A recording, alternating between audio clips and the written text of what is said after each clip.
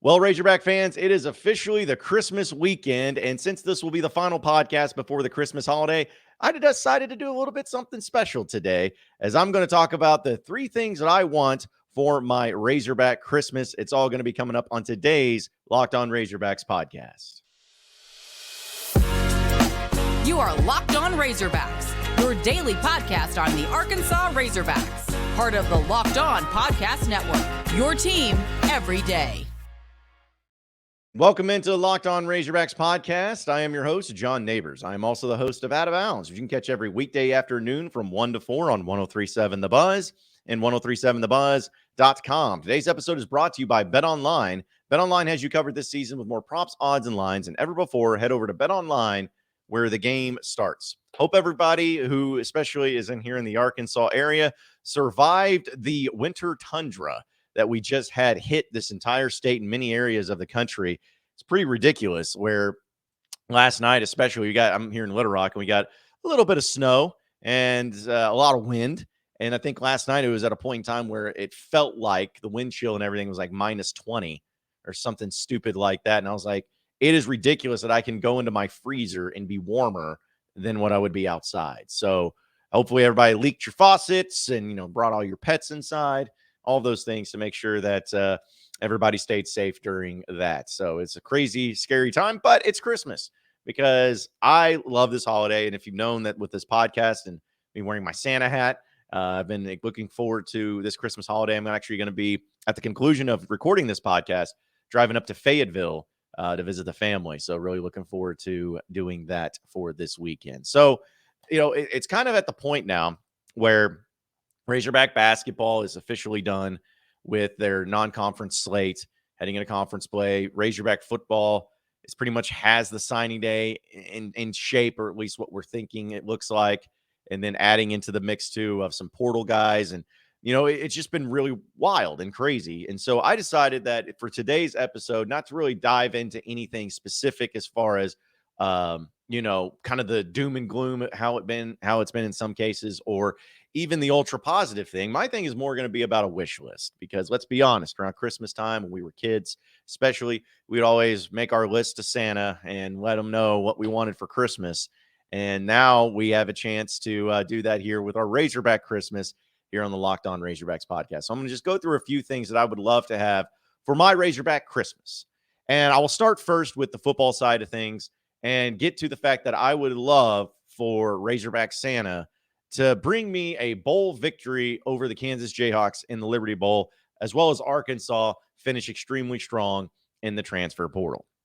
Now, we know that Arkansas had a season that wasn't exactly the most glamorous season. It was a season that was almost wasted in a way, lost, if you will, because you had so many opportunities to be able to be a better football team than what you were last season. You had games where you're right there in the mix that you should have won, could have won, but you didn't.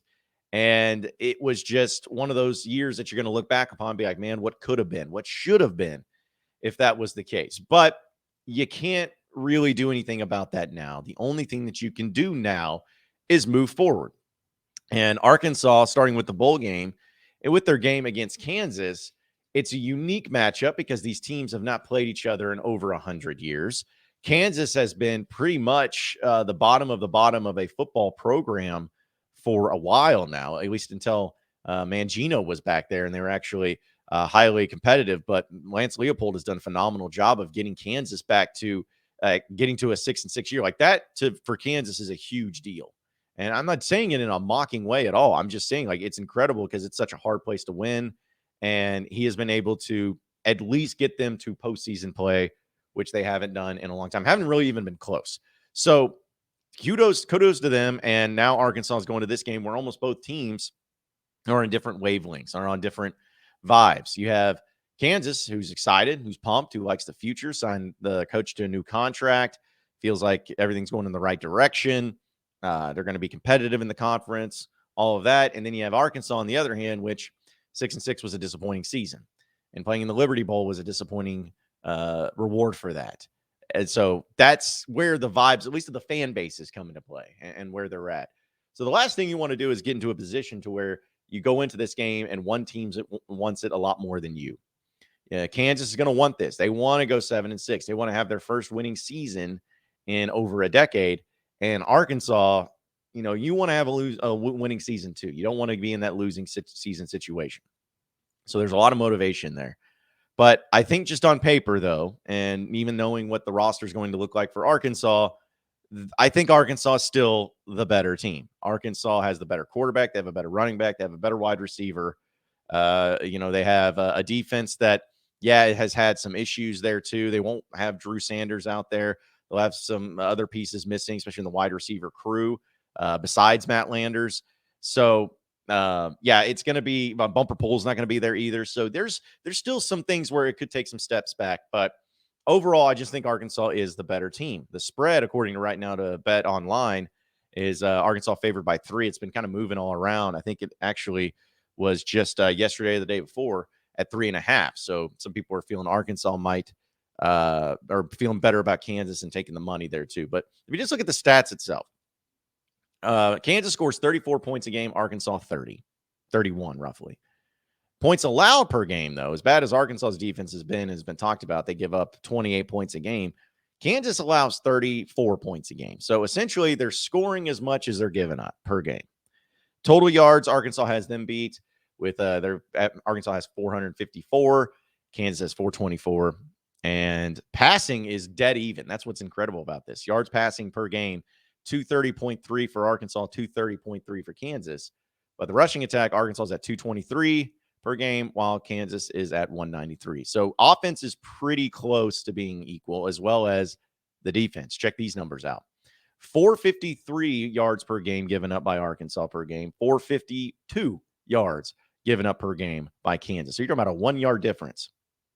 Arkansas allows 274 yards passing, 258 yards passing for Kansas, but rush yards, Arkansas gives up 180, while Kansas gives up close to 200 at 193. So really slim margins when you come to the consideration of how it looks like for the stats and the numbers and how they match up everything. Obviously, Arkansas's biggest strength as an offense is running the ball, and they're going to have to in this game, especially since they don't have all their wide receivers. And Kansas gives up nearly 200 yards rushing per game. So because of that fact, and because you're going to have obviously the talent's going to come into play, everyone's going to be healthy that's going to be playing in this game. At least that's what it looks like. Arkansas should be able to run the ball really effectively. Give it off to Rocket Sanders, to AJ Green, to Rashad Dubinion. KJ Jefferson will run it too.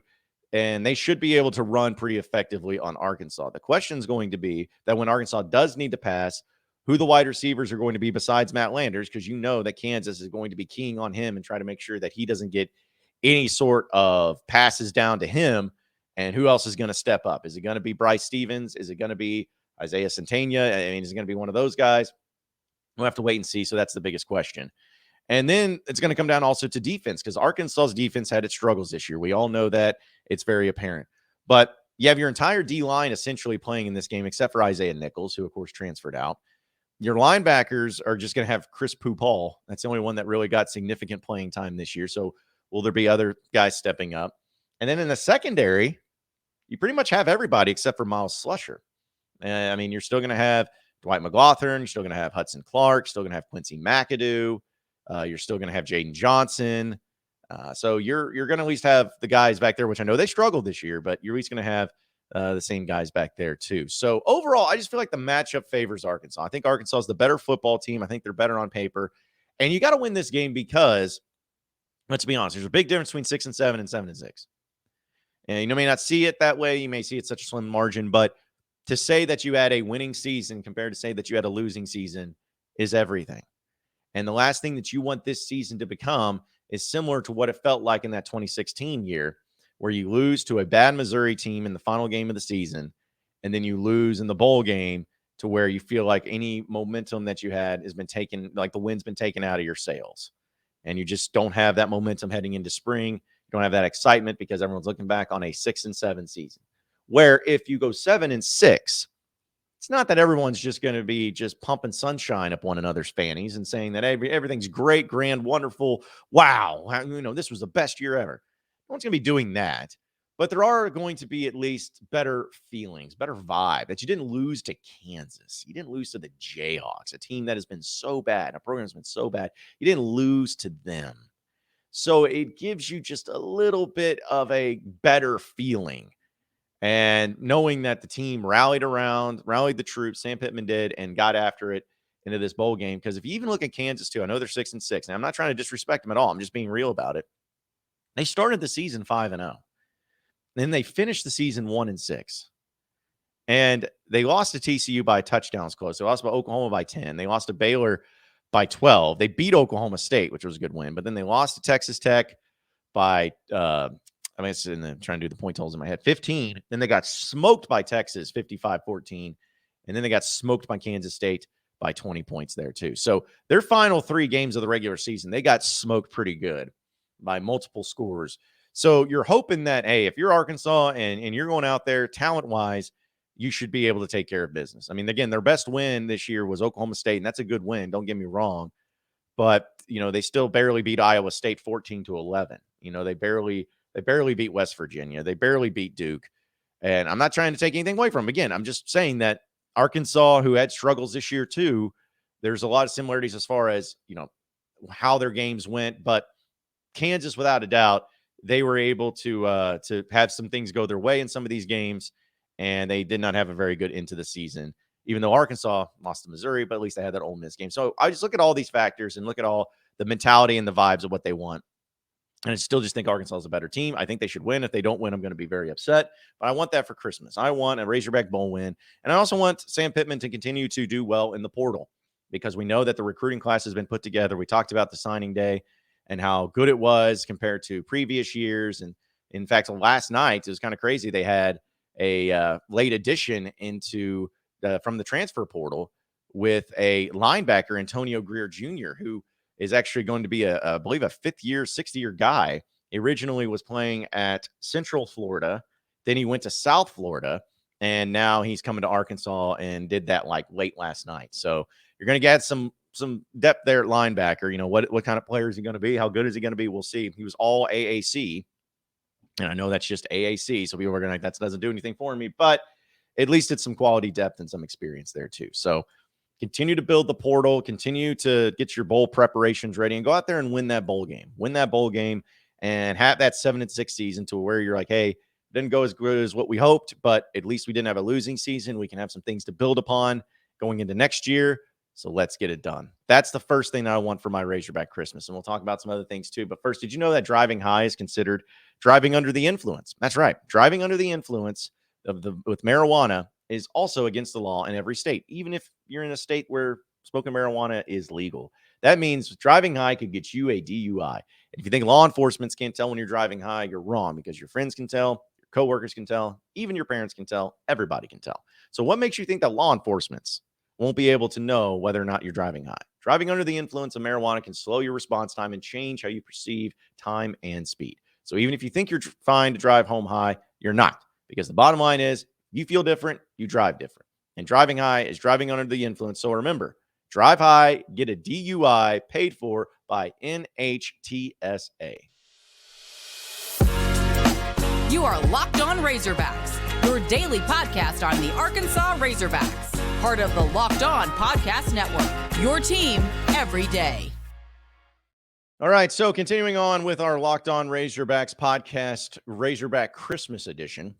We're going to talk about the next thing that I want for my Razorback Christmas, and that's Nick Smith to be healthy. Now, Nick Smith has been ruled out indefinitely for the Razorback basketball team. He played a little bit against Bradley in North Little Rock. He was hurt. You could tell he was hurt. He wasn't feeling good, and then comes out, and there were some rumors that started getting spread, which I wasn't a fan of, but that's just what happens on social media. And then people start talking, whispering what's going on, what's happening. And then the game against UNC Asheville, it comes out from the university that Nick Smith is out indefinitely dealing with a knee injury or an injury or problem or whatever it is. So he's not out for the year, like some people tried to make it out to be, but we don't know how long he's out for. Could it be him returning for LSU this upcoming Wednesday, or could it be longer than that? Not totally sure here. We know Arkansas already lost Trevin Brazil, and that was a huge loss for them.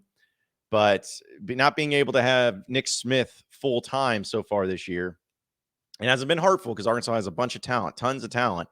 But it's definitely something that can be concerning if you're wanting to continue to be that team that not only competes in winning in the SEC, but also wins a national championship. So let me be clear in saying that I still believe that even without Nick Smith on this team, as it's been proven, this team is getting better.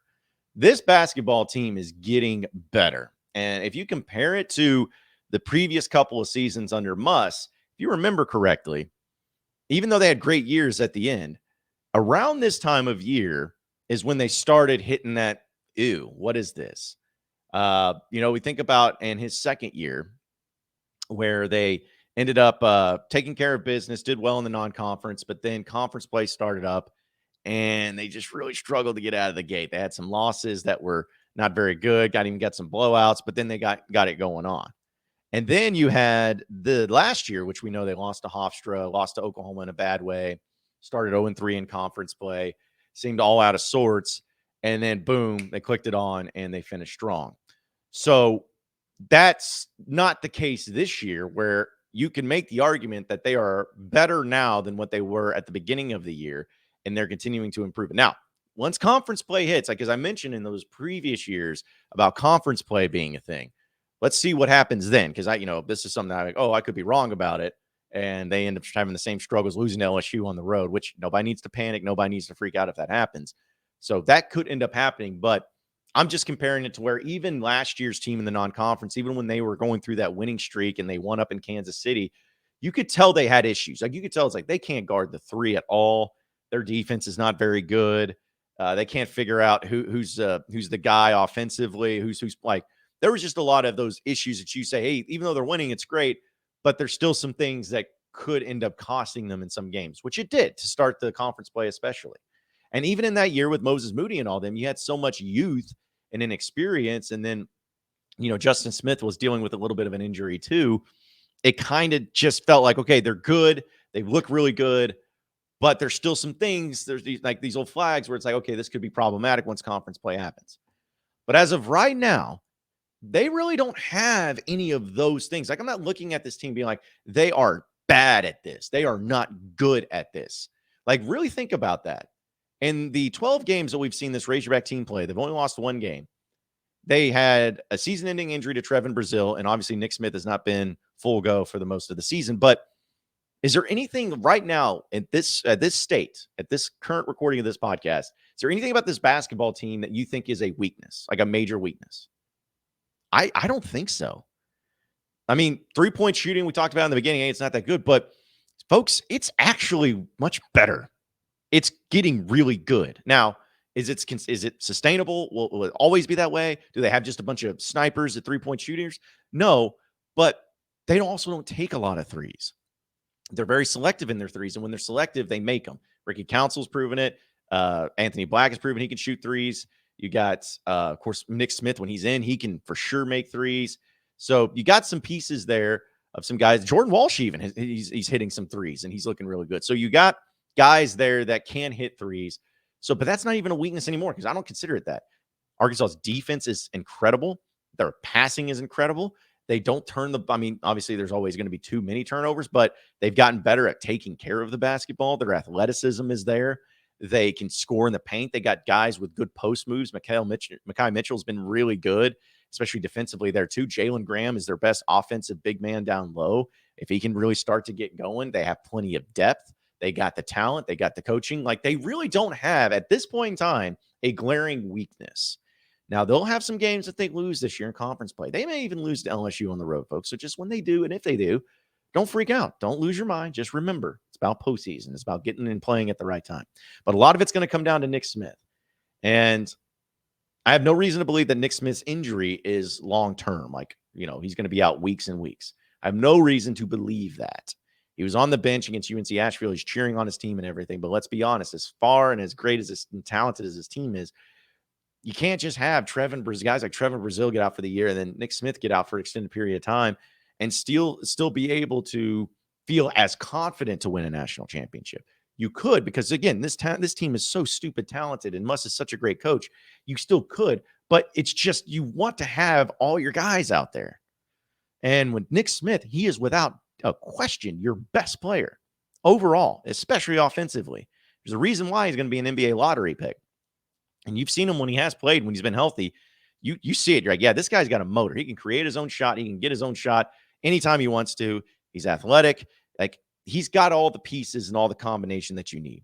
So you got to get him back in. But that's what I want for Christmas. My Razorback Christmas, I want Nick Smith to be okay. I want him to be healthy. I don't want him rushed back. I don't want him to have him be brought back too soon and ends up being problematic. I just want him to be healthy. And I want him to be able to contribute to this team because I know he wants to as well.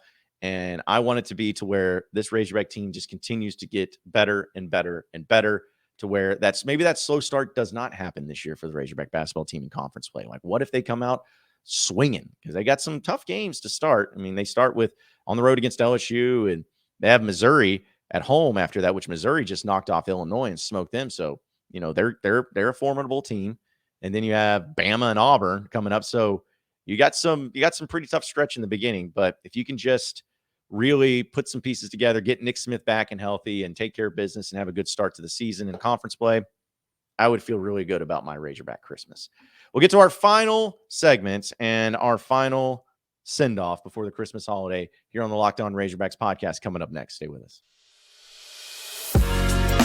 You are Locked On Razorbacks, your daily podcast on the Arkansas Razorbacks, part of the Locked On Podcast Network, your team every day.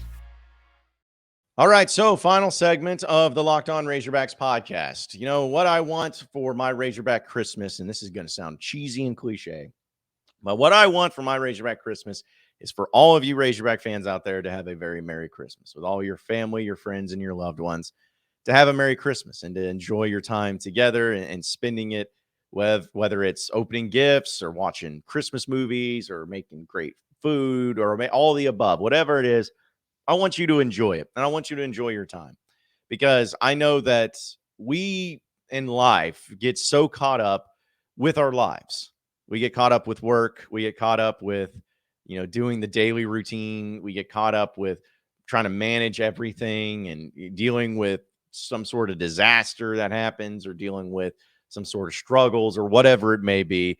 We get caught up in our lives, and I'm guilty of this too a lot of times. But the thing is like, so many times we try to, as a society, overstate or, look into the more negative aspects of things that should be really good. Like holidays are one of those, like whether it's Thanksgiving or 4th of July or Christmas, there's always those people out there that just like, well, no, let's look at the holiday and let's look at the really negative things about it and why it's terrible and why it shouldn't be forced and pushed and celebrated and all those things too.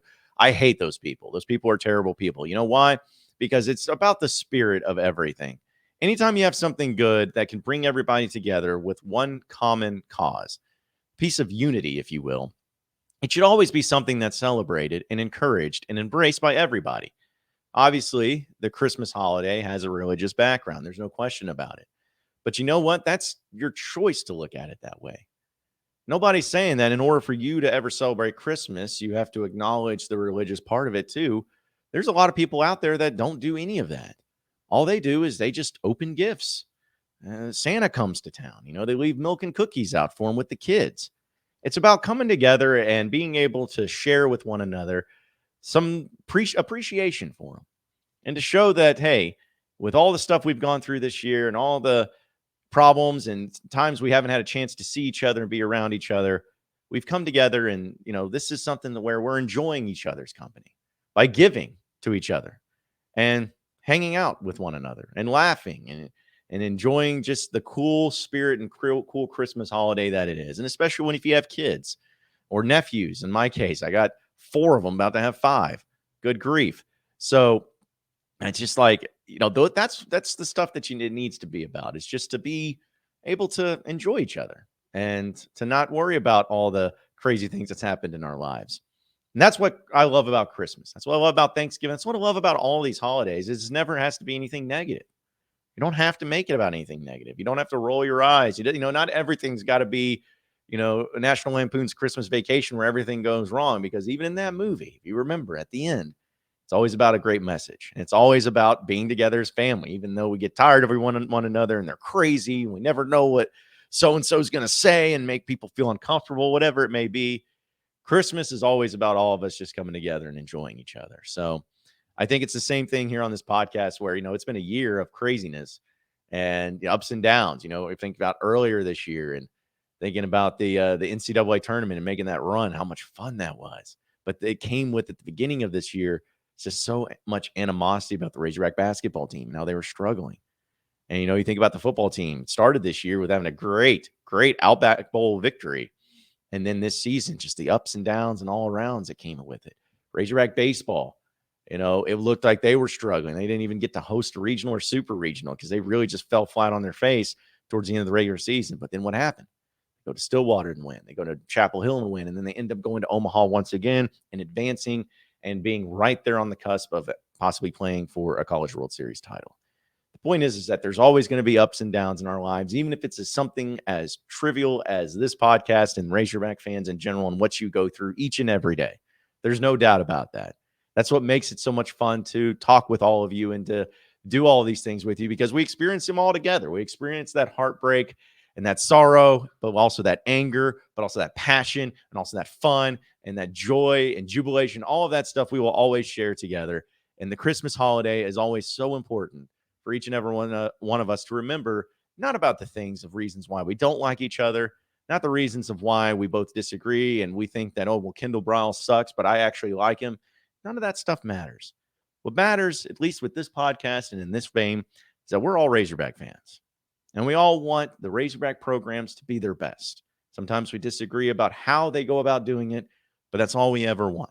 So have a Merry Christmas to each and every one of you out there. I mean that, because I know that it's a time of craziness, but it needs to be a time of fun and unity with everybody that means so much to you in your life. So again, Merry Christmas to all of you Locked On Razorbacks listeners. I appreciate each and every one of you, and I can't wait to continue on doing the podcast. And we'll, of course, head into the new year next year, get ready for the Liberty Bowl next week too. It's going to be a lot of fun. So appreciate it. Enjoy it. Folks, have a Merry Christmas. And I can't wait to talk to you again next week. Enjoy your Christmas weekend.